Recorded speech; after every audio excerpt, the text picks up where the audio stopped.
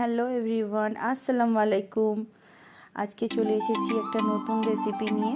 তো দেখে নাও রেসিপিটা কি হয়েছে। এটা হচ্ছে তেল পিঠা, যাকে আমরা বাঙালিরা বলি তেল পিঠা, বা কেউ কেউ পাকান পিঠাও বলে থাকে। তো দেখে নাও কত সুন্দর হয়েছে।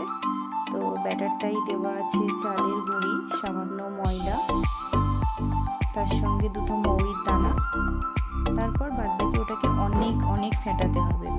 ফেটানোর পর তারপর আমরা তেল গরম করতে দেবো, কড়াই গরম করতে দিয়ে দেখো এই বাটি স্পুনে করে একটু একটু করে দিয়ে দেবো। তো এরকম ফুলো ফুলো তেল পিঠা হয়ে যাবে। দেখতেই পাচ্ছ কত সুন্দর হয়েছে। এরকম করে তেল ওপর দিক থেকে কিন্তু হালকা হালকা করে দিতে হবে। এই দেখো গাইস, একদম ফুলে পুরো দুফল হয়ে গেছে।